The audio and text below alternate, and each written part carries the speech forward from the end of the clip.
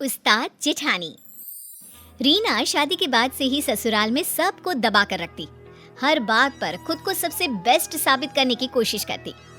क्या माँ जी, देवर जी की शादी है लेकिन आपके बस की नहीं कि बाजार से एक रुमाल खरीद कर ला सके। भाभी, मम्मी ने हम लोगों को बड़ा कर दिया, शादी ब्याह सब हो गया। तब तो आप नहीं थी ना जो आज माँ को ताना दे रही है। एक तो तुम लोग यहाँ आती हो, फिर मेरे और माँ के बीच लड़ाई करवाती हो। अरे सही तो बोल रही है मेरी बिटिया। घर की बहू हो और 4 काम करना पड़ गया, इसमें क्या होशियारी दिखाना। अरे करना है तो करो, नहीं तो। बस ये सुनकर रीना का तांडव शुरू हो जाता है। वो चिल्लाने लगती है, हाँ हाँ, सारे काम करवाने के लिए रीना रीना, लेकिन जब काम हो जाए तो धमकी। अरे वाह जी वाह, अब देखो मैं क्या करती हूँ। घर पर छोटे देवर की शादी, ऊपर से भाभी नाराज। अरे रीना बहू दिखाई नहीं दे रही, उसे बोलो छोटी बहू के घर जाकर उन लोगों से पूछ ले, कोई काम की जरूरत तो नहीं है। लेकिन रीना बहू हो तब ना। पापा, भाभी तो मायके चली गई, ये कहकर गई है कि शादी में भी नहीं आएंगी। अरे ये क्या बात होती है, समाज क्या कहेगा।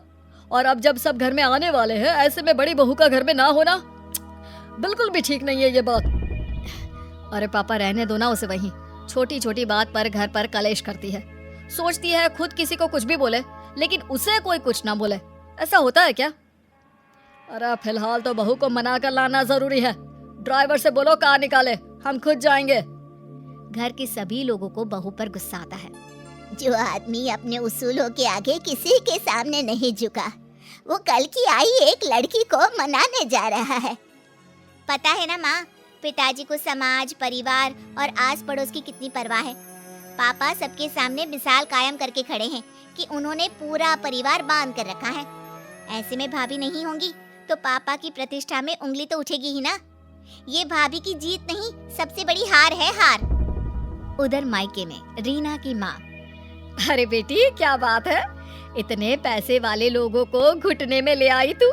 देख तेरा ससुर कैसे गाड़ियों का काफिला लेकर आया है हम लोगों के दरवाजे। अरे माँ बस बहुत हो गया इन लोगों का नाटक। अब तो देखो वो जो इन लोगों का दूसरा बंगला है ना, देवर की शादी के बाद वहां जाकर रहूंगी मैं, देख लेना। तभी ससुर बहू के मायके आते हैं। रीना की माँ नाटक करती है, अरे आइए आइए भाई साहब, अरे देखिए ना कब से समझा रही हूँ कि ससुराल में तेरी जरूरत है, चली जा बेटा। लेकिन पता नहीं क्या बात मन को लग गई है, आई तब से रोए जा रही है, रोए जा रही है। ससुर जो बहू की माँ की हरकतों से अच्छे से वाकिफ थे। देखिए वो सब हम बाद में देख लेंगे, हमारे घर का मामला है। फिलहाल रीना बेटा घर चलो, वहाँ तुम्हारी जरूरत है। बड़ी बहू हो तुम, लोग क्या कहेंगे। देखिए पिताजी, आप खुद आए हैं तो ठीक है, मैं चल रही हूँ, लेकिन मैं साफ साफ कह देती हूँ, देवरानी के आने के बाद मैं उस घर में नहीं रहने वाली। वो तो तुम्हें बोलने की जरूरत ही नहीं है, मैंने पहले ही फैसला ले लिया है कि मैं तुम्हें दूसरे बंगले में शिफ्ट कर दूंगा। छोटे की बीवी और वो हम लोगों के साथ रहेंगे। रीना को तो मानो मन मांगी मुराद मिल गई। तो फिर ठीक है ससुर जी, चलिए चलते हैं। रीना ससुराल चली जाती है और अच्छे से शादी हो जाती है। छोटी देवरानी जैसे ही घर में कदम रखती है, हाय रे न जाने किसके अपशगुनी पैर हम लोगों के घर पड़े हैं। बत्ती ही चली गई, करो अब अंधेरे में सारी रस्में। तभी नौकर कहता है, अरे नहीं नहीं बड़े बहू जी, वो तो बत्ती आई है, जनरेटर बंद किया है ना अभी। छोटी बहू के तो पैर बहुत ही सगुन वाले हैं। अरे 2 दिन से पूरा मोहल्ला अंधेरे में डूबा था, अब जाकर लाइट आई है। अरे हाँ ठीक है, ज्यादा बोलने की जरूरत नहीं है, नौकर हो नौकर की तरह रहा करो। देख रीना, हम लोगों के घर हमेशा से इतना पैसा नहीं था। तेरे ससुर ने बहुत मेहनत से कमाया है। नौकरों से अच्छे से बात किया करो, ये हमारा परिवार ही है। हाँ ठीक है। वैसे मेरे मायके में नौकर चाकर रहे नहीं, लेकिन सब जानती हूँ कैसे बात करनी होती है इनसे। नौकर मुंह लटकाकर चला जाता है। अरे देवरानी जी, कुछ बोलोगी भी कि बस ऐसी ही सबको घूरती रहोगी? लेकिन छोटी देवरानी कुछ नहीं बोलती। अगले रोज, अच्छा तो मैं चली दूसरे बंगले में, यहाँ सब आप लोग आराम से खुशी खुशी रहो अपनी नई बहू के साथ। रीना का पति कहता है। लेकिन मैं अपना घर माँ पापा को छोड़कर कहीं नहीं जाऊंगा, ये तो पक्की बात है। तो ठीक है ना, आप रहो, मैं और बच्चे तो जाएंगे। कौन रहेगा यहाँ सर्कस में? छोटी देवरानी बोल पड़ती है। दीदी, आप इस घर को और घर के लोगों को ऐसे नहीं कह सकती।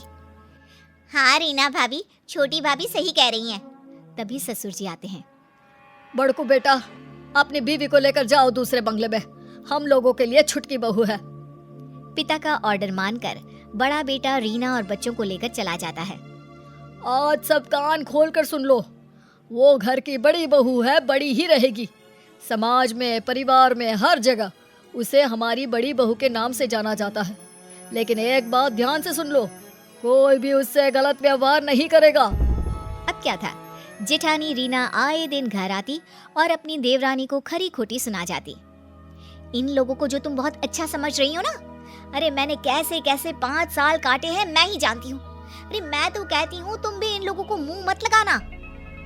देखिए दीदी, अभी तक तो मेरे साथ सब ठीक है, जब कुछ होगा बुरा तो बता दूंगी। अरे मैंने तो इस घर को घर बनाया है, वरना जब मैं शादी करके इस घर में आई थी ना, पूरा घर ऐसे लगता था जैसे चिड़ियाघर। सास को तो किसी चीज का सहूर ही नहीं था। ठीक है ना दीदी, अब देखिए आप नहीं है, लेकिन घर माँ जी ही तो चला रही हैं। मैं तो वही करती हूँ जो वो कहती हैं। अरे एक बात और, बुढ़िया ना बहुत गहना रखी हुई है। अब मैं तो यहाँ हूँ नहीं, तुम ही देखना कहीं ननद ही सारा गहना ना चंपट कर दे। वैसे कायदे से तो बेटी का ही गहना बनता है ना दीदी, हम लोगों को वो दे दे, प्रसाद समझ कर रख लेंगे। आखिर सास की यादगिरी भी तो बहू के पास होनी चाहिए ना। अरे पता नहीं तेरी माँ ने तुझे कोई संस्कार ही नहीं दिए। अरे इन लोगों को जानती नहीं है तू। तभी ससुर वहां आ जाते हैं और छोटी को डांटने लगते हैं। छोटी बहू, मैंने तो तुम्हें अच्छा समझा था, लेकिन तुम भी। नहीं पापा जी, मैं तो सिर्फ दीदी से बात कर रही थी।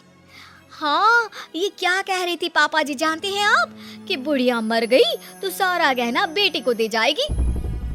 मैंने कभी नहीं सोचा था छोटी कि तू भी ऐसी निकलेगी। तभी वहाँ सास और ननद आ जाते हैं। छोटी बहू दोनों को देखकर डर जाती है कि सास कहती है, नहीं नहीं, हम लोगों ने दोनों बहुओं की बात सुनी है। छोटी बहू की हर बात ठीक और संस्कारी थी। बड़ी बहू इस घर की हम लोगों की दिल खोल कर बुराई कर रही थी। जेठानी जैसी भी क्यों ना हो, जरूरी नहीं कि देवरानी भी वैसे ही निकले। हर एक के घर के अपने संस्कार हैं। बड़ी, तूने अलग घर ले लिया है, अब यहाँ का रास्ता भूल ही जा तो अच्छा है। छोटी सास की बात सुनकर चैन की सांस लेती है।